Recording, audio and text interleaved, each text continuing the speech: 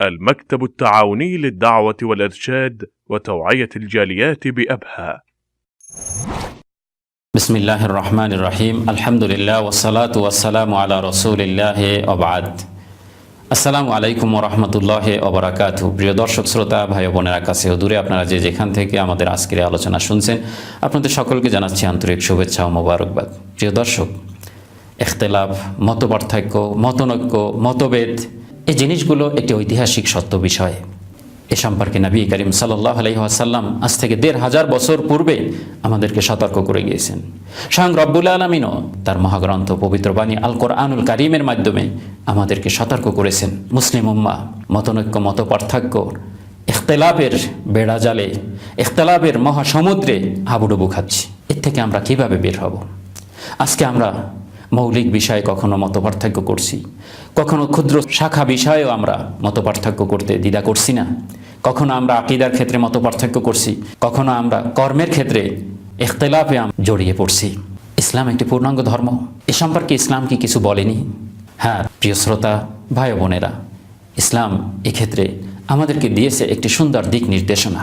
এহেন অবস্থায় মুসলিম উম্মার এই মতভেদ, মতপার্থক্য এটা দূর করতে হলে, এর থেকে পরিত্রাণের জন্য আমাদেরকে ৩টি মানদণ্ডের কাছে ফিরে যেতে হবে।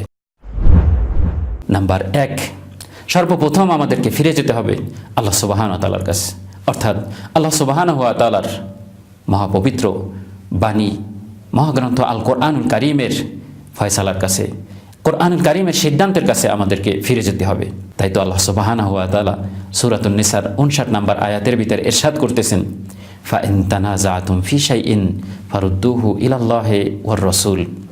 হে ইমানদার বান্দাগণ, তোমরা যদি তোমাদের কোনো ব্যাপারে মতভেদ, মতপার্থক্য করো, সেটা তোমাদের ধর্মীয় ব্যাপার হোক, সেটা মৌলিক ব্যাপার হোক, সেটা ফুরুই শাখাগত কোনো ব্যাপার হোক, আকীদাগত ব্যাপার হোক, কর্মগত ব্যাপার হোক, সামাজিক ব্যাপার হোক, পারিবারিক ব্যাপার হোক, রাষ্ট্রীয় কোনো ব্যাপার হোক, যে কোনো ব্যাপারে তোমাদের মধ্যে যদি মতভেদ, মতপার্থক্য দেখা দেয়, তাহলে ফারুদ্দুহু ইলাল্লাহি ওয়ার রাসূল, তাহলে বিষয়টাকে আল্লাহ সুবহানাহু ওয়া তাআলার দ্বারস্থ করো, আল্লাহ সুবহানাহু ওয়া তাআলার বিধানের দ্বারস্থ করো, আল্লাহর কোরআনের কাছে নিয়ে আসো। দেখো কোরআন এ সম্পর্কে কি ফয়সালা দিয়েছে। এই আয়াতে কারিমার তাফসীর করতে গিয়ে আবু জাফর আব্দুল্লাহ ইবনে জারির আত-তাবারি রাহিমাহুল্লাহ তার তাফসীরের ভিতরে বলতেছেন, ফাইন ইখতালাফতুম আইয়ুহাল মুমিনুনা ফি শাইইম মিন আমরি দীনিকুম। হে ঈমানদার বান্দাগণ, তোমাদের ধর্মের ব্যাপারে, ধর্মীয় কোনো ব্যাপারে তোমরা যদি কোনো ধরনের মতপার্থক্যে, মতভেদে জড়িয়ে পড়ো, আনতুম ফীমা বাইনাকুম, হতে পারে সেটা তোমাদের নিজেদের ব্যাপার, পারিবারিক ব্যাপার, ব্যক্তিগত ব্যাপার, আও আনতুম ওয়া উলাতি আমরিকুম, হতে পারে বিষয়টি তোমাদের মাঝে এবং তোমাদের যারা রাজা রয়েছে, বাদশাহ রয়েছে, তোমাদের যারা আমির রয়েছে, তোমাদের যারা খলিফা রয়েছে তাদের মাঝে। সেক্ষেত্রে তোমরা যা করবে, ফারুদ্দুহু ইলাল্লাহ, অর্থাৎ ফারতাদু মারিফাতা হুকমে যালিকাল্লাযী আশতাজারতুম আনতুম বাইনাকুম আও আনতুম ওয়া উলাতি উমুরিকুম ফীহি মিন ইনদিল্লাহ। সেক্ষেত্রে তোমরা আল্লাহর পক্ষ থেকে, আল্লাহর বিধান থেকে ফয়সালা গ্রহণ করো, আল্লাহর কিতাব থেকে তোমরা ফয়সালা গ্রহণ করো। নাম্বার ২, আমাদেরকে যে মানদণ্ডের কাছে ফিরে যেতে হবে এ ধরনের মতভেদ, মতপার্থক্য দূর করার জন্য, তা হচ্ছে নবী করিম সাল্লাল্লাহু আলাইহি ওয়াসাল্লাম অথবা নবী করিম সাল্লাল্লাহু আলাইহি সাল্লামের সুন্নাতের কাছে আমাদেরকে ফিরে যেতে হবে। নবী করিম সাল্লাল্লাহু আলাইহি সাল্লামের জীবদ্দশায় সরাসরি তার কাছে আমাদের যেতে হবে। আর নবী করিম সাল্লাল্লাহু আলাইহি সাল্লামের মৃত্যুর পরে আমাদেরকে ফিরে যেতে হবে নবী করিম সাল্লাল্লাহু আলাইহি সাল্লামের সহিহ সুন্নাতের কাছে। ঠিক তেমনটিই বলেছেন আল্লাহ সুবহানাহু ওয়া তাআলা এই একই আয়াতে কারিমার ভিতরে, ফারুদ্দুহু ইলাল্লাহি ওয়ার রাসূল।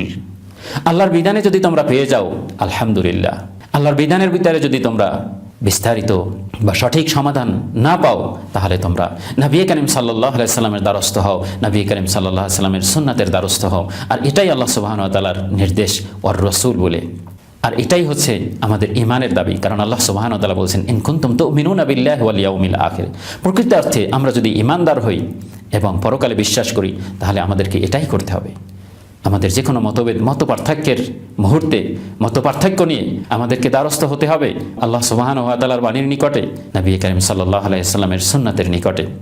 এটা যদি আমরা করতে পারি, যালিকা খাইর, এটা আমাদের জন্য এ দুনিয়ার জন্য কল্যাণকর, পরকালের জন্য কল্যাণকর। ওয়া আহসানু তাওয়িলা, এটাই হচ্ছে সঠিক সিদ্ধান্ত, এটাই হচ্ছে সঠিক ফয়সালা। এ সম্পর্কে আমরা নবী করিম সাল্লাল্লাহু আলাইহি সাল্লামের হাদিস থেকেও জানতে পারি। তিনি যখন সাহাবাদেরকে আমাদের এই উম্মাতের এই মতভেদ মতপার্থক্যের ব্যাপারে ভবিষ্যৎবাণী করছিলেন, যা সাহাবী ইরবাজ ইবনে সারিয়া রাদিয়াল্লাহু আনহু বর্ণিত প্রসিদ্ধ হাদিসের ভিতরে বর্ণিত হয়েছে যে নবী করিম সাল্লাল্লাহু আলাইহি ওয়াসাল্লাম সাহাবাদেরকে ওয়াজ করতেছিলেন। সেই ওয়াজের এক পর্যায়ে নবী করিম সাল্লাল্লাহু আলাইহি ওয়াসাল্লাম বলতেছিলেন, ফাইন্নাহু মান ইয়াইশু মিনকুম বা'দি ফাসায়ারা ইখতিলাফান কাসীরা, তোমাদের মধ্য থেকে যারা পরবর্তীতে আসবে, যারা বেঁচে থাকবে, তারা দেখতে পাবে এই উম্মাতের ভিতরে কত ধরনের মতভেদ মতপার্থক্য বিভেদ ইখতিলাফ।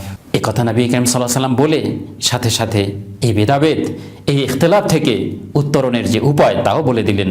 নবী করিম সাল্লাল্লাহু আলাইহি ওয়াসাল্লাম বলতেছেন, ফা আলাইকুম বিসুন্নতি ওয়া সুন্নাতুল খুলাফাইর রাশিদিন, এখনো মুহূর্তে তোমাদেরকে যা করতে হবে, আমি নবী মুহাম্মদুর রাসূলুল্লাহ সাল্লাল্লাহু আলাইহি সাল্লামের সুন্নাতকে তামাসসাকু বিহা মজবুত করে আঁকড়ে ধরতে হবে।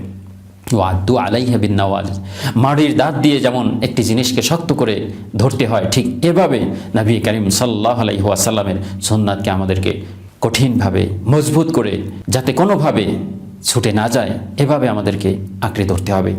সুনান আবু দাউদ, তিরমিজি, মুসনাদে আহমদের ভিতরে এই হাদিসটি বর্ণিত হয়েছে।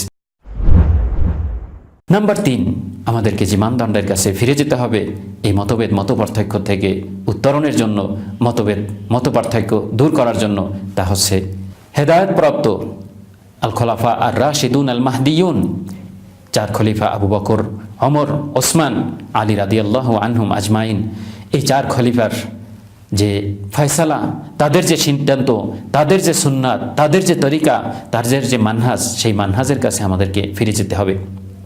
যেমনটি ইরবাজ ইবনে সারিয়া রাদিয়াল্লাহু আনহুর হাদিসের শেষ অংশে আল্লাহ নবী সাল্লাল্লাহু আলাইহি সাল্লাম বলতেছেন, ওয়া সুন্নাতুল খুলাফাইর রাশিদিন আল মাহদিয়িন, অর্থাৎ সঠিক পথপ্রাপ্ত সঠিক মানহাজের উপরে চলে যাওয়া 4 খলিফা আবু বকর, ওমর, ওসমান, আলী, এদের যে পথ, এদের যে সুন্নাত, এদের যে তরিকা, এদের যে মানহাজ, সেই মানহাজের কাছে তোমরা ফিরে যদি আসো, তাহলে তোমরা তোমাদের এই মতভেদ মতপার্থক্য থেকে বের হয়ে আসতে পারবে। একই সাথে নবী করিম সাল্লাল্লাহু আলাইহি ওয়াসাল্লামের আরেকটি হাদিস, যে হাদিসটি ইমাম হাকিম এবং বাজ্জার তাদের নিজ নিজ গ্রন্থের ভিতরে উল্লেখ করেছেন, যে নবী করিম সাল্লাল্লাহু আলাইহি ওয়াসাল্লাম বিদায় হজের ভিতরে তিনি বলে গেছেন, তারাকতু ফিকুম শাইআইন লান তাদিল্লু বা'দাহুমা, আমি তোমাদের কাছে রেখে যাচ্ছি 2টো জিনিস, এই 2টো জিনিসকে যদি তোমরা আঁকড়ে ধরো তাহলে এই মতভেদ মতপার্থক্য এর থেকে তোমরা রক্ষা পাবে, এর থেকে বাঁচতে পারবে, ভ্রষ্টতার থেকে, পথ হারা হওয়ার থেকে তোমরা বাঁচতে পারবে। আর তা হচ্ছে কিতাবুল্লাহ ওয়া সুন্নতি, প্রথমটি হচ্ছে আল্লাহর কিতাব আর দ্বিতীয়টি হচ্ছে আমার সুন্নাত। এরপরে নবী করিম সাল্লাল্লাহু আলাইহি ওয়াসাল্লাম বলতেছেন, ওয়ালা ইয়াতাফাররাকা হাত্তা ইয়ারিদা আলাইয়াল হাউদ, এই 2টি জিনিস কখনোই তোমরা তোমাদের থেকে আলাদা রাখবে না, এটির কাছে থাকবে। এই 2টো জিনিসকে তোমরা যতক্ষণে মজবুত করে ধরবে ততক্ষণে তোমরা পথভ্রষ্ট হবে না, এবং তোমাদেরকে এই 2টো জিনিস ধরে রাখতে হবে যতক্ষণ না তোমরা আমার সাথে হাউদের কাছে মিলিত হও, সাক্ষাৎ করো। আমাদের সমাজে আজকে যত মতভেদ মতপার্থক্য, এর মূল কারণ হচ্ছে আমরা দুনিয়াবী বিধান দিয়ে, ব্যক্তিগত চিন্তা চেতনা দিয়ে, ব্যক্তিগত বুদ্ধি বিবেচনা দিয়ে আমরা আমাদের মতভেদ মতপার্থক্যের সমাধান করার জন্য চেষ্টা করি, অথচ এই সমস্যার সমাধানের একমাত্র উপায় হচ্ছে 3টি মানদণ্ড: আল্লাহর কোরআনের কাছে ফিরে আসা, নবী করিম সাল্লাল্লাহু আলাইহি ওয়াসাল্লামের সুন্নাতের কাছে ফিরে আসা, এবং নবী করিম সাল্লাল্লাহু আলাইহি ওয়াসাল্লামের 4 খলিফা আবু বকর, ওমর, ওসমান এবং আলী রাদিয়াল্লাহু আনহুম আজমাইন, তাদের যে সুন্নাত, সেই সুন্নাতের কাছে ফিরে আসা।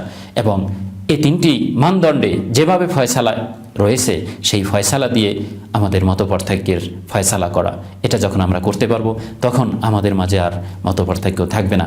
আল্লাহ সুবহানাহু ওয়া তাআলা আমাদের মাঝের এই মতপার্থক্য দূর করে দেন এবং এক্ষেত্রে এই 3টি মানদণ্ডকে আমাদের কাজে লাগানোর তৌফিক দান করেন।